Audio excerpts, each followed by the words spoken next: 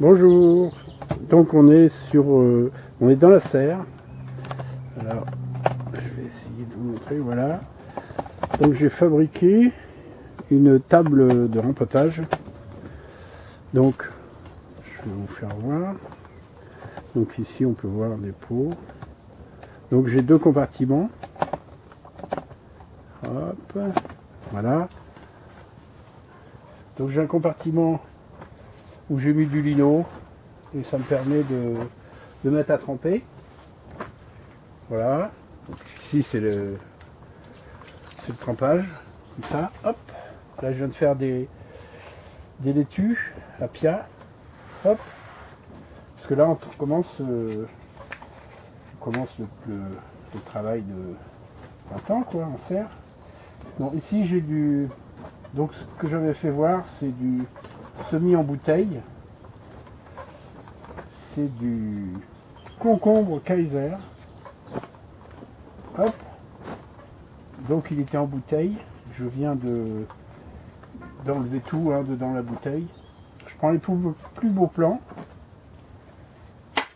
On rempote. Donc prenez un bon terreau. Je ne donne pas la marque, le mien, parce que je suis pas là pour faire de la pub. Mais ça, c'est un truc professionnel que j'ai chez un pépiniériste. En sac de 70 litres qui doit coûter 10-11 euros, je crois. Alors, voilà. J'en fais encore un. Je vais finir. Hop. Voilà.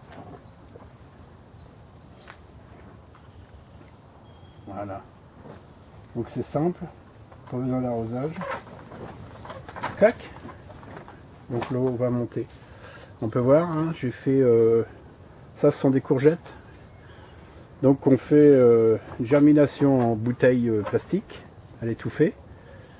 Et rempoter. Bon, bah... Alors ça, c'est de la black. C'est une courgette qui ne court pas. Donc c'est pratique dans le jardin pour la rattraper. Elle ne court pas, n'est pas coureuse. Et elle fait une courgette verte, une courgette noire qui est très bien, qui est très bonne. Donc je vous expliquerai tout ça, mais je fais mes graines. Et je partage les graines sur eBay. Et je vous donnerai les coordonnées un jour, mais pas aujourd'hui. Donc voilà, ça c'est de la laitue à pia. Ça, alors ça c'est une petite rareté. C'est un estragon des moines. Je ne sais pas si on va le voir là. Il faut que je vous explique ça. Voilà. Je vais le mettre ici. Donc c'est un estragon des moines, qui est un estragon ancien. Et on peut le reconnaître. Vous voyez, il est fourchu ici. Voilà. On voit, il a trois griffes. Trois petites griffes. Il est plus anisé que les autres. Alors on dit que c'est un estragon qui a été trouvé dans une abbaye et qui est assez rare, qui pousse très bien. Je vais vous faire voir, j'ai d'autres. Donc j'ai une autre, l'estragon qu'on appelle l'estragon français. Voilà. Bon, celui-ci n'a pas ses feuilles, le bout des feuilles comme ça. Et celui-ci pousse beaucoup plus vite au printemps. Donc moi je fais des boutures, je fais de la reproduction, j'adore faire ça. Voilà. Et voilà, vous n'avez pas l'odeur, mais c'est ce qu'on appelle le népeta ou l'herbe à chat. Alors les chats ils adorent. Ils sont comme drogués quand ils mangent ça. Donc quand ils rentrent dans la serre, ils viennent se frotter, ils le mangent. C'est très parfumé, donc ça s'appelle du népeta. Ça fait des fleurs, des petites fleurs bleues. Les abeilles adorent ça. Donc ça c'est un pot que j'ai divisé en deux. Et on peut reconnaître... bon ça c'est les petits morceaux qui poussent. Une mélisse une mélisse citronnée. Donc j'en ai plein dans le jardin. Donc voilà, petite vidéo potager. Et voilà, trempage, jour par trempage. Et quand j'y suis, voilà. Hop là. Ce que j'ai fait cet hiver, c'est comme quoi on peut tout faire soi-même. Hein.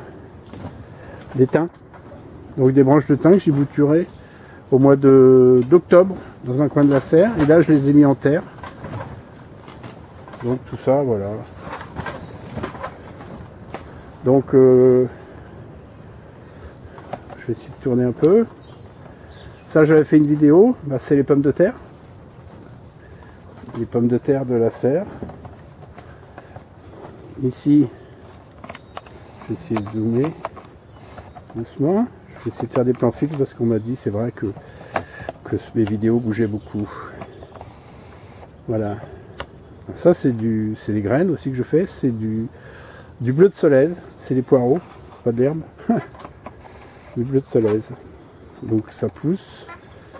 Et ma technique, c'est semis comme ça. Et après, je vais en enlever des paquets avec la terre que je vais ressemer sur une butte en paquet pour qu'ils prennent de la force. Et après, bah, courant juin, on les repique comme des poireaux, quoi. C'est-à-dire tous les 10-15 cm avec une terre bien amendée. Voilà. Donc c'était une petite vidéo.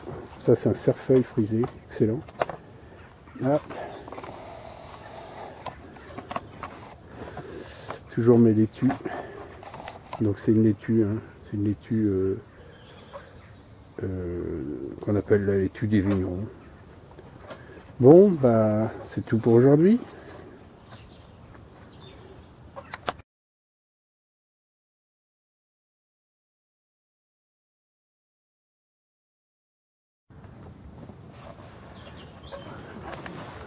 Je sais pas si je l'ai fait voir, mais pour faire ma table, quelques planches, 2 tréteaux, ce qui fait que quand je vais utiliser ma serre, et ben elle s'en va et je vais la ranger dans un coin du bâtiment pour le printemps prochain. 2 tréteaux à 3,20 € pièce et je crois que j'ai 4 € de bois. Et ici là, j'ai récupéré du lino. Ça ressemble à du bois, à la déchetterie. Et comme ça retient l'eau. Et ici, c'est le bois. Et voilà le dessous. C'est tout simple, hein. Quelques clous, quelques vis, et puis voilà. Allez, pour les bricoleurs, et pour tous ceux qui ont une serre. C'est indispensable, ça évite de se faire mal au dos. Hein. Voilà, c'est en route, hein.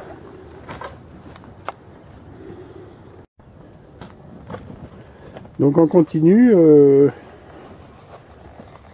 Alors si vous faites du persil dans la serre, moi j'en fais dehors et dans la serre. Donc voilà, je vais essayer de vous faire la taille par ma main. Voilà. Donc il y a des petites araignées là qui sont.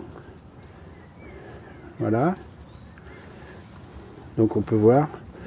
Donc faut pas avoir peur de le couper au mois de décembre. Au mois de décembre, je le coupe à peu près à cette hauteur là et ici et bah on fait de la soupe de persil, c'est délicieux et on peut voir il repousse très très bien et là il fait 40 cm hein. On va essayer, voilà, et donc il fait un peu d'ombre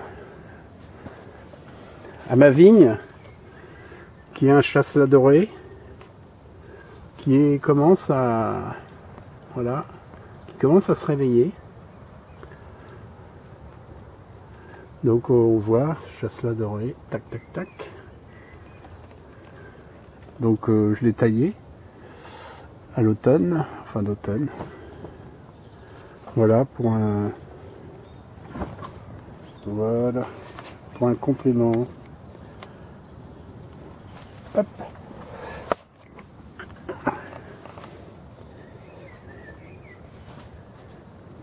les pommes de terre. Alors je multiplie. Alors ici c'est du céleri perpétuel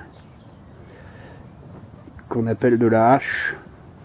C'est l'ancêtre de tous les persils, C'est l'ancêtre de tous les céleris. Et je suis en train de reproduire. Donc c'est perpétuel. Quand on a une touffe dans le jardin, ça dure tout le temps. Et ça fait des ombellifères de 1,80 m, 2 mètres de haut. Les abeilles aussi adorent ça. Donc tout est lié, moi, hein, quand même. Donc voilà. C'est des éclats de touffe que je viens de faire. Ils ont 6-7 jours. Hein. Donc c'est vraiment la saison. Voilà, donc encore un petit truc à faire. Les éclats de touffe au printemps.